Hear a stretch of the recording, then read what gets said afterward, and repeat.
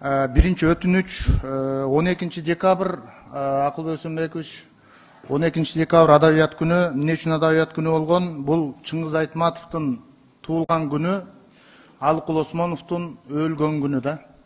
Бул кыргыз адабиятындагы эң орчундуу, өтө чоң инсандар. Ошон үчүн Адабият күнү белгиленген.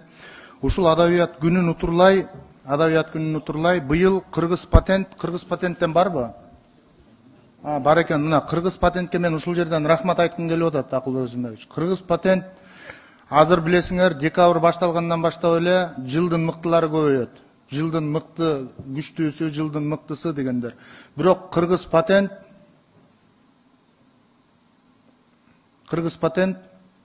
профессионалдуу адабиятчылар менен электен өткөрүп мыкты китептерди аныктады. Мыкты китепти аныктаганда мунун артында эмне болот? Мунун артында эл эртең жан дүйнөгө төңкөрүш жасоо, көчөгө төңкөрүш эмес, көңүлгө төңкөрүш жасоо үчүн аракеттерди кылып, китептерди издеп окушат. Мына Элмирбек Иманалиевдин Аманат деген жыйнагы, Бейшабай Усубалиевдин Зоока деген жыйнактары жеңүүчү болуп аныкталды профессионал адабиятчылардын талдоосу менен. Мына эртең 12-синде тапшырган атат, ошолорго баягы диплом береби, эмне берет билбейбиз да. Мен ушуну сурайт элем сиздерден. Мына балдар адабияты боюнча аныктап беришти. Бул профессионалдуу иликтөө болду да.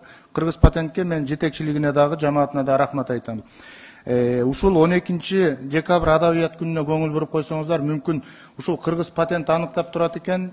Ушуларга бир 1 миллион сом эле бөлүп койсо, ушул жылдын мыкты китептери 100 000 сом алган китеп экен десе, эл чуркап издеп окуйт да. Ушуну утуп алыптыр десечи. Мүмкүн болсо эми бүгүн жетишпей каласыздар, эгер жетишип калсаңыздар жакшы. Эртең жок дегенде бир 500 000 сом өзүңүздүн бюджетиңизденби же каяктан болсо бөлүп койсоңуздар, эртең бир чоң адабий күн болгон атат да. Кыргыз патентке. Бул биринчи. Экинчи жооп коюн. Урматтуу Мирлан Самий кожо мырза, Адабият күнүн белгилөө боюнча мурдатан атайын ушул Акылбек Өсөнбековичтин өзүнүн катышуусунда бизде коллегия каралып, ошондо дагы сунуштар берилип, ар бир союздарга ошол каржылоо боюнча тапшырма берилип, азыр жазуучулар союзуна 15 миллион сом бөлүнгөн. Анын ичинен ошол Адабият күнүн белгилөө боюнча дагы.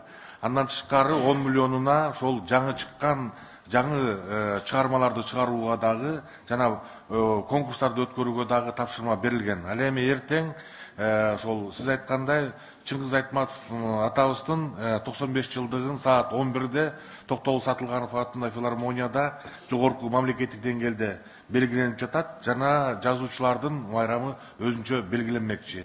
Рахмат, Алтынбек Аскарович. Эң жакшы мындай иштер жасалып атканы жакшы. Бирок 12 декабрь ооба, Чыңгыз Айтматов кыргыз улутунун, кыргыз мамлекетинин жүзү.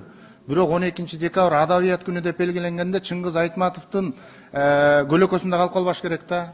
Башка инсандар дагы бар. Биз Чыңгыз Айтматов, Алыкул Осмонов, Касым Тыныстанов, же болбосо театр ишмерлеринен чыккан мыктылар, кино ишмерлеринен Сүймөнкул Чокморов сыяктуу инсандарды качанкыга чейин туу кылып айтып келе беребиз. Алар биздин түбөлүк туубуз, түбөлүк сыймыгыбыз.